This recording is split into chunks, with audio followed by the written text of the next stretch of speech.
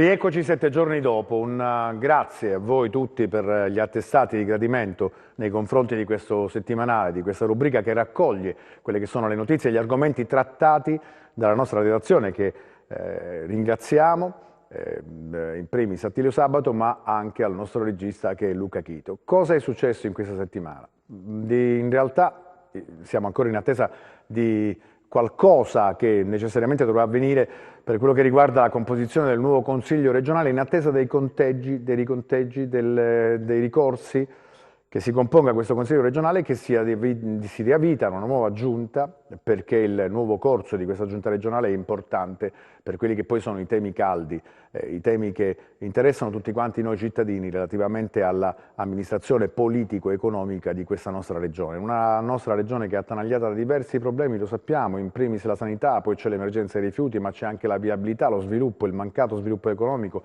il controllo di quello che potrebbero essere le spese relative alle infrastrutture, perché c'è la novità della visita appena avvenuta anche del Premier, e non è una roba da tutti i giorni, anche se poi in questo caso registriamo una notevole assenza di figure istituzionali. Sì, una visita organizzata probabilmente in maniera lampo, come ci è stato detto e raccontato da chi poi si è trovato a organizzarla, non con un grande cerimoniale, ma sta di fatto che non c'erano tante presenze politiche, forse perché anche all'ombra di ciò che sta accadendo a Roma e delle liti continue tra chi sta governando in questo momento, il Premier Conte su tutti, ma con degli screzi avuti anche con quella che è la formazione ormai non neonata, ma da un po' di tempo nata e varata da Matteo Renzi, ex Premier ovviamente anche lui di questa nazione. In attesa che ciò possa avere un seguito, perché si parla di un piano per il Sud, noi continuiamo ad avere gli stessi problemi. Pensate che ci preoccupiamo di quello che può essere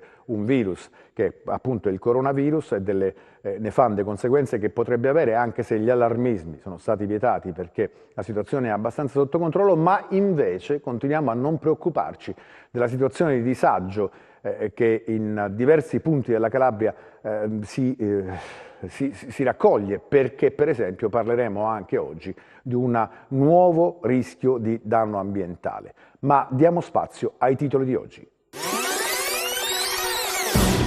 7. Questa settimana il Premier Conte a Gioia Tauro, piano per il Sud 2030, 14 milioni di euro di debito dei comuni crotonesi verso la Soica. Il prefetto tenta la mediazione. Operazione Arsenico, veleni scaricati nel fiume. Sequestro depuratori a Bisignano. La Calabria alla BIT di Milano. Il turismo è in crescita. Traina l'enogastronomia. E visto che è importante, partiamo per l'appunto dal primo servizio, che è la visita di Conte a Gioia Tauro.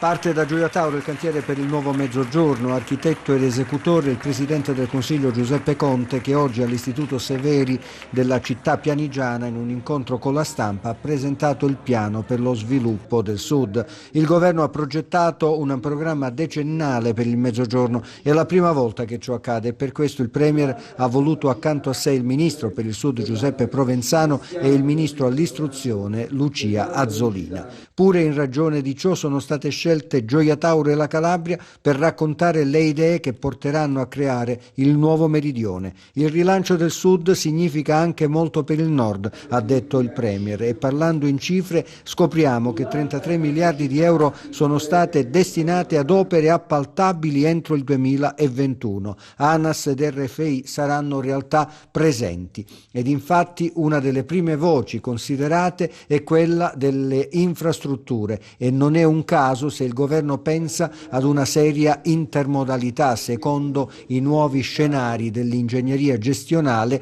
tra porti, aeroporti, strade e ferrovia. Un esempio, 4 ore in treno da Reggio a Roma è uno degli obiettivi. E poi le strade.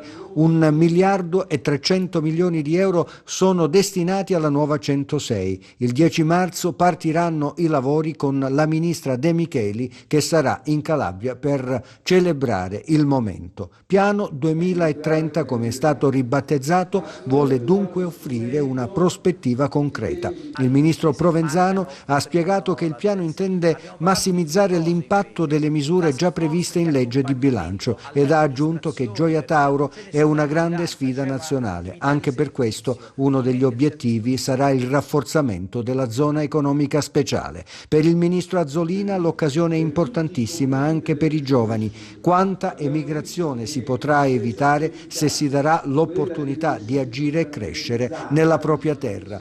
Tanti annunci importanti sicuramente, speriamo che diventino realtà. 10 anni per cambiare il Sud. Le risorse noi le abbiamo, il Ministro lo può confermare, noi abbiamo veramente cospicue risorse finanziarie, interne, poi ci possiamo giovare anche di quelle europee.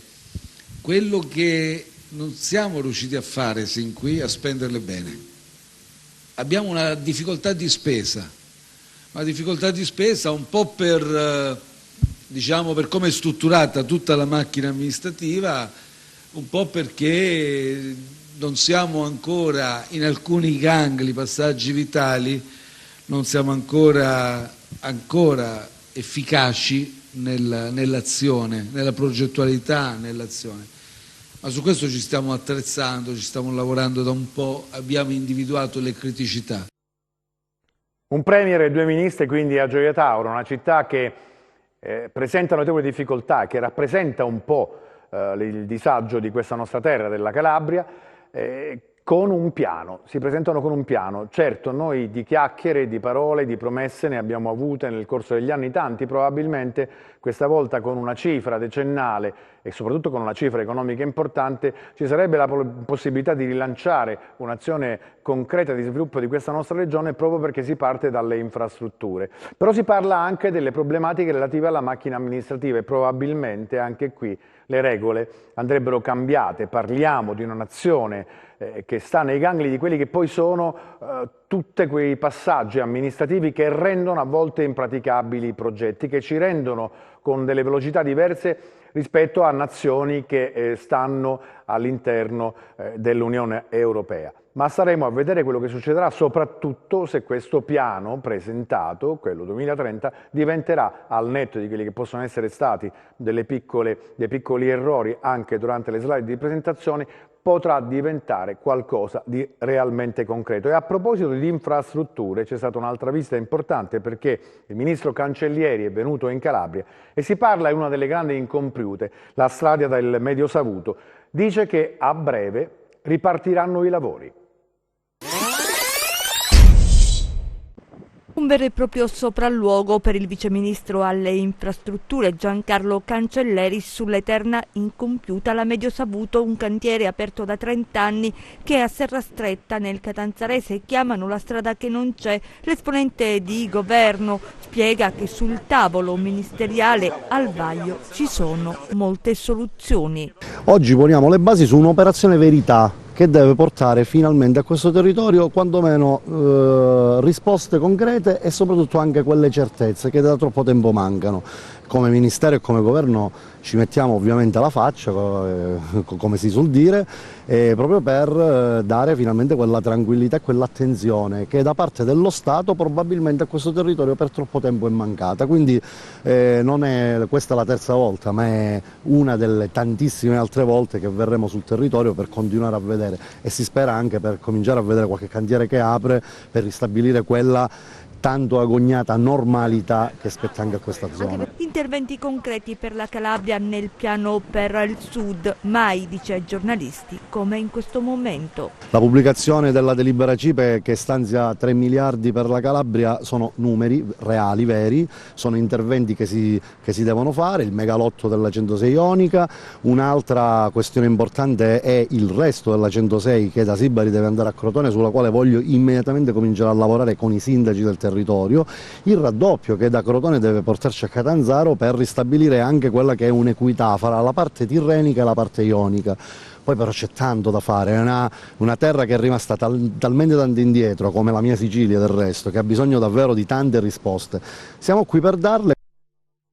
C'è questa cartolina che ci restituisce la possibilità di avere una regione che con i giusti investimenti, ma soprattutto con l'attenzione del controllore, potrebbe dotarsi e cercare di mettersi al passo, se non altro, con le altre regioni, se non altro anche le altre regioni del sud che sono nettamente più avanti rispetto alla nostra. Parliamo ancora di infrastrutture ed è un'altra arteria importante ad essere interessata perché c'è un collegamento che da Cosenza va a Crotone e parliamo in questo caso del viadotto Cannavino, che è stato al centro di tantissime poi anche indagini giornalistiche, di servizi che abbiamo dedicato per chiusure, pericoli, aperture, lavori ovviamente da dedicare proprio in questo tratto di strada importantissimo. Ebbene, si dice che questo viadotto resterà aperto, prima che ricomincino i lavori, almeno fino a Pasqua. Il ponte di Celicon non chiuderà almeno fino alle vacanze di Pasqua e l'ANAS a chiarire, anzi a smentire le voci di una possibile chiusura già dal 1° marzo, invece no, nessun problema per gli automobilisti, almeno fino a metà aprile. A tirare un sospiro di sollievo sono anche le aziende di Spezzano della Sila, il cui core business sono proprio i pendolari e i vacanzieri, coloro che viaggiano sulla statale 107 Silana Crotonese e per i quali la chiusura del ponte Cannavino è sinonimo di crisi, una situazione già vissuta che si vuole scongiurare. L'ANAS precisa di avere già effettuato degli interventi di risanamento programmati per la prima e la seconda pila del viadotto, lavori che dovrebbero concludersi entro il 2020. In questo momento, fa sapere inoltre la società Autostrade, si starebbero perfezionando i percorsi alternativi concordati in prefettura con i sindaci del territorio quando sarà necessario interdire al traffico. Le strade secondarie saranno sicure, si sta provvedendo infatti alla messa in sicurezza,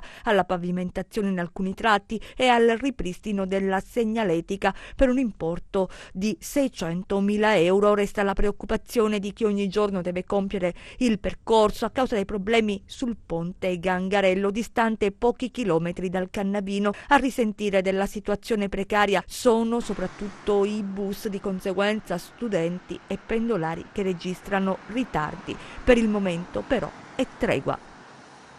Anche qui c'è l'attenzione alta perché è un'arteria di collegamento molto importante che quotidianamente porta tantissimi pendolari tra studenti e lavoratori, quelli che si recano per l'appunto a Cosenza o a Crotone e viceversa, e speriamo che questo intervento di ANAS possa essere definitivamente chiuso entro l'anno 2020. Un altro problema della nostra regione è relativo all'acqua, l'erogazione, la società di gestione, parliamo della Sorical, lo abbiamo trattato in più casi, poi ci siamo accorti anche in settimana e ve ne abbiamo dato comunicazione di quella che è poi la situazione anche del comune, della città metropolitana di Reggio Calabria nei confronti della stessa Sorical, ma intanto c'è una situazione importante debitoria che si è creata nei comuni del Crotonese. Sono 14 milioni di euro di debiti nei confronti di Sorical di questi comuni e per questo motivo c'è un tentativo di mediazione da parte del prefetto. Non sarà facile venire fuori dalla situazione in cui versa il rapporto tra la Sorical e il consorzio Congesi, ma perlomeno si sta lavorando con la mediazione della prefettura per avvicinare le due posizioni che distano oggi 14 milioni di euro. Già è questo l'ammontare del credito vantato dalla società che gestisce la distribuzione dell'acqua grezza in provincia di Crotone e il consorzio di comuni. Le parti si sono confrontate davanti al prefetto Tiziana Tombesi per affrontare le problematiche relative all'erogazione dell'acqua nella provincia di Crotone che hanno determinato e continuano a produrre sensibili riduzioni dell'erogazione idrica. Il commissario incarnato descrive la situazione dal punto di vista della Sorical. Noi abbiamo detto al prefetto che siamo una società che puntualmente fornisce l'acqua con costi non differenti per quanto riguarda questa zona, che già in passato abbiamo subito un trauma economico avendo Soacro fallita con 35 milioni di euro. Adesso con Gesi è arrivato quasi a 14 milioni di euro e c'è un problema strutturale che ormai è stato messo in evidenza, che purtroppo in questi 3 anni non è stato risolto, cioè il soggetto gestore, che è il consorzio che distribuisce l'acqua ai cittadini, avrebbe il compito di controllare i flussi, gli incassi, vedere il sistema se funziona o meno, e poi avere come fornitore Sorica e quindi pagare Sorica puntualmente.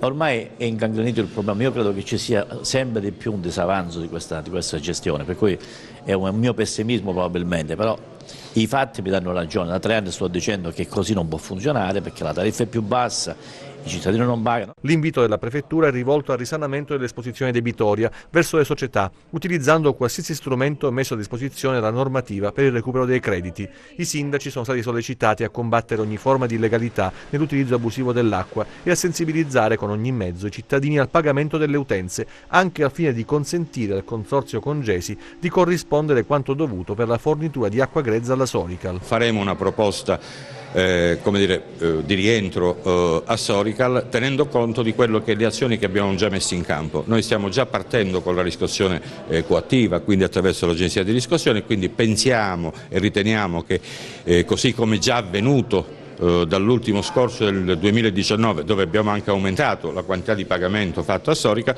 pensiamo di recuperare sulla base dei morosi che abbiamo, che rappresentano quasi il 50%, il 45% delle utenze della provincia di Crotone, pensiamo di recuperare quelle risorse che possono essere destinate a un maggiore pagamento della fornitura idrica nei confronti di Sorical.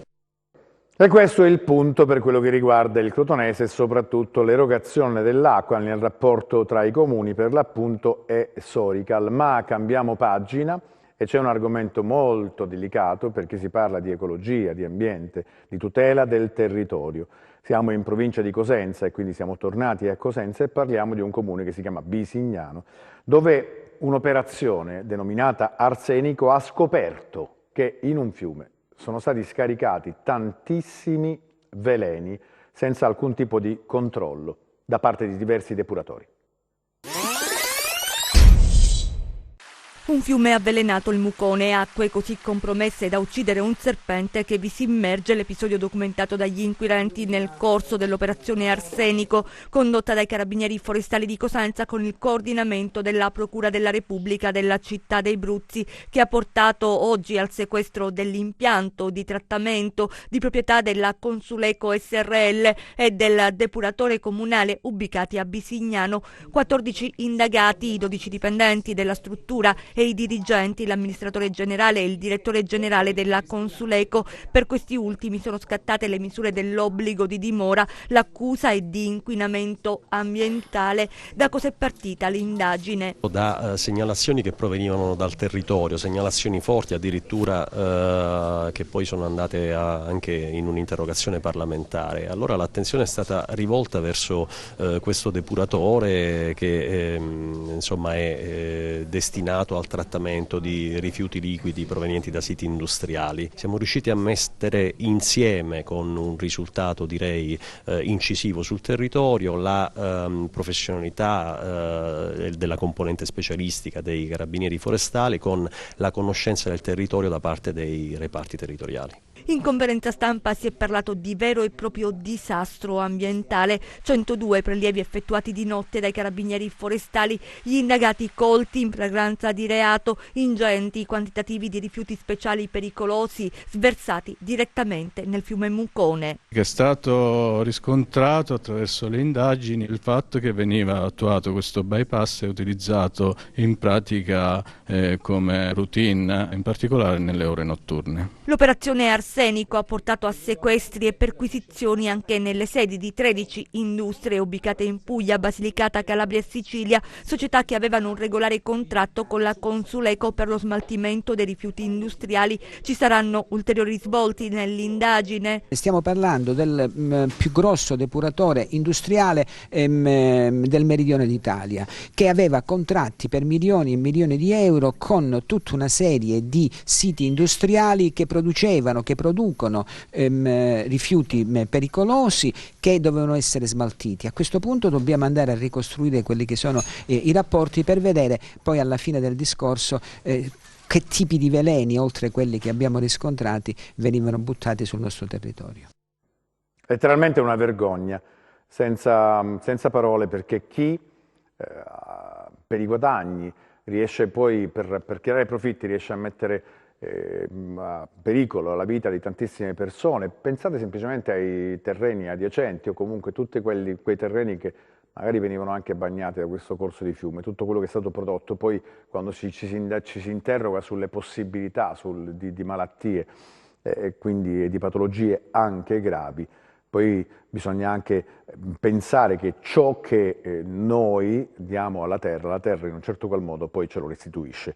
Cambiamo argomento, è un altro argomento che stiamo trattando da diverso tempo, perché c'è questo sciame tellurico nel Catanzarese e soprattutto 9 scosse in una sola notte. Sta crescendo e cresce la paura per l'appunto in questi comuni.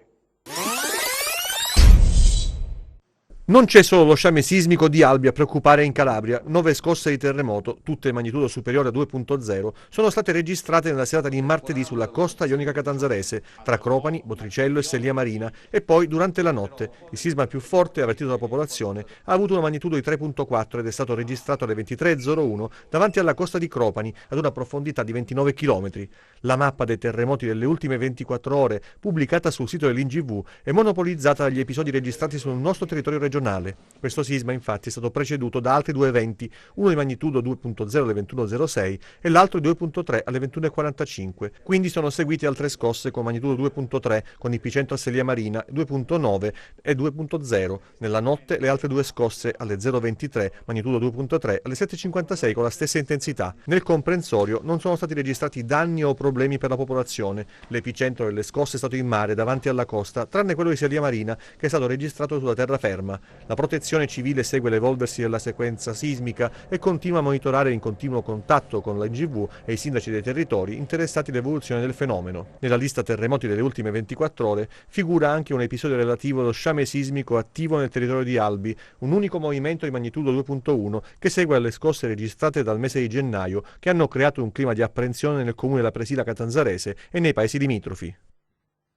Tanta paura, speriamo nulla di grave, soprattutto però possiamo garantire che c'è questa attività di monitoraggio da parte della Protezione Civile in continuo contatto con i sindaci e per l'appunto speriamo che non succeda nulla di grave, anche perché conosciamo quelle che sono le fragilità dei nostri territori. Si cambia argomento, si parla di lavoro, una pagina importante perché sappiamo quali sono i problemi relativi al lavoro in Calabria, qual è il fenomeno della migrazione, qual è il fenomeno della difficoltà di trovare un lavoro a queste latitudini. E partiamo con una protesta che scatta da parte degli idoni OS che hanno fatto per l'appunto un sit-in di fronte alla prefettura di Catanzaro.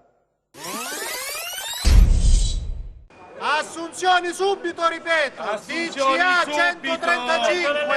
Aspettano un telegramma che non arriva, sono infermieri e operatori sociosanitari, hanno superato un concorso, 3 prove sottolineano e poi sono stati inseriti in graduatoria. Il problema? Le assunzioni che non arrivano nonostante la carenza di personale negli ospedali, assunzioni a tempo indeterminato è la richiesta nel sit-in di stamattina a Catanzaro, non il primo in verità degli OS che rivendicano la validità della loro posizione. In una graduatoria, dico vigente, attiva, lo schifo che sto vedendo oltretutto è quello che stanno dissotterrando graduatorie vecchie del 2015, quando le graduatorie in essere hanno una validità triennale. E noi stiamo facendo la figura degli elemosinanti, perché avendo il diritto stiamo andando a bussare a tutte le porte, tutte le aziende, ma ci vengono sempre chiuse le porte in faccia. Oltretutto è stato emanato il DCA 135 dal commissario ad acta,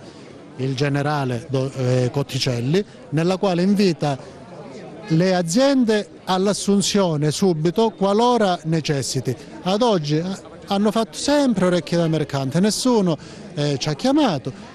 E noi siamo qua a manifestare. Legalità e il rispetto delle regole sugli striscioni e nei cori ricorrono le parole dignità e lavoro che in questa terra sembrano latitare, affermano anche quando ci sono tutti i requisiti. Speriamo in questo scorrimento delle graduatorie, i fabbisogni, i benedetti fabbisogni che non stentano ad uscire. Speriamo veramente che questa volta sia la volta buona, perché non se ne può più. Siamo padri, madri di famiglie che aspettano ansiosamente, chi monoreddito, chi non ha nessun reddito con la speranza di avere giustamente il suo posto di lavoro guadagnato studiando, facendo concorsi, perché in un'azienda pubblica rientri soltanto facendo concorso. Che dire, aspettiamo, siamo nati aspettando in questo mondo, in Calabria si aspetta all'infinito, si aspetta e basta.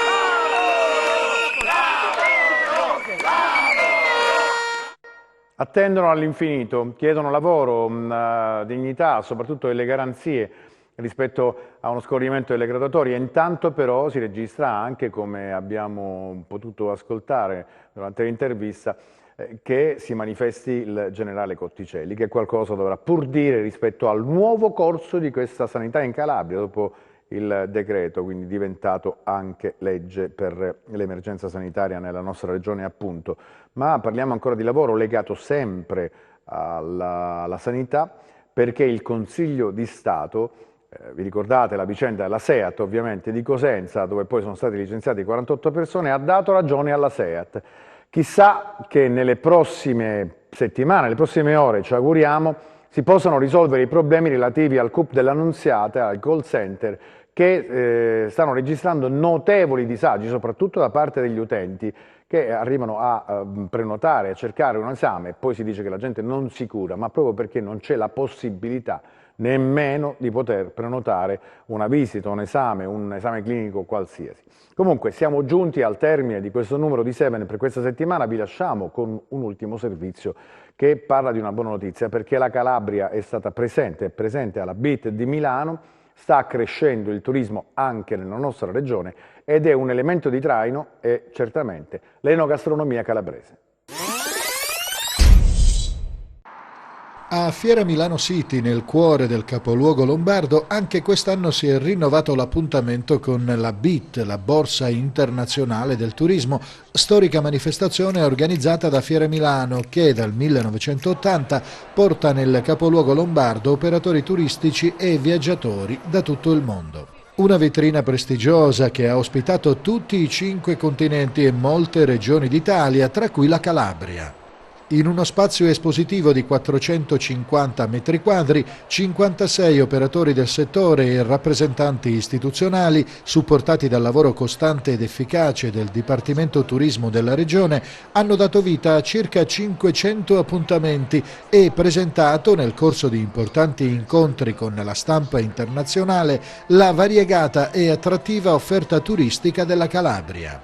Ad aprire gli incontri è stata la presentazione dei progetti in cantiere di Federalberghi Calabria. I relatori hanno anche illustrato i dati dello sviluppo del turismo in Calabria che, nonostante le numerose difficoltà, sono abbastanza incoraggianti. Il turismo esperienziale e la diversificazione dell'offerta sono sicuramente gli elementi fondamentali per la destagionalizzazione dei flussi turistici e la strategia più efficace per la penetrazione sui mercati internazionali. Uno dei principali attrattori è sicuramente l'enogastronomia ed è per questo che nel corso delle giornate della BIT i sapori di Calabria sono stati oggetto di graditissime degustazioni. A rappresentare i prodotti tipici è stata anche la giovane chef stellata calabrese Caterina Ceraudo, che di fronte al pubblico internazionale della BIT ha dato vita a diversi show cooking, proponendo la sua cucina gustosa ed equilibrata, che le ha fatto guadagnare la stella Michelin e che la pone tra le prime 10 chef donna in Italia.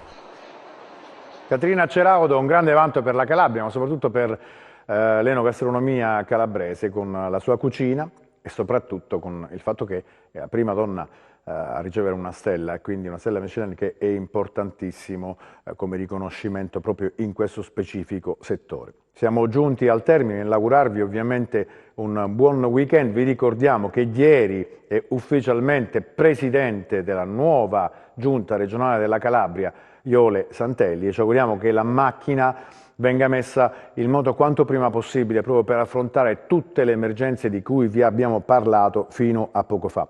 Vi auguriamo quindi di nuovo, rinnoviamo un buon fine settimana, vi consigliamo come al solito di frequentare quelli che sono i luoghi della cultura partendo dai cinema, della programmazione che potete trovare in lungo e largo per tutta la Calabria e quindi perché no, basta informarsi della programmazione, così come per i teatri, per i musei e per le biblioteche, perché stare assieme e soprattutto fruire un po' di cultura non può che far bene al nostro territorio e farlo crescere certamente in una direzione e in un contesto più sano. Al prossimo numero di Seven, quindi tra 7 giorni, restate su Ten, questo è il 10, il canale dell'informazione.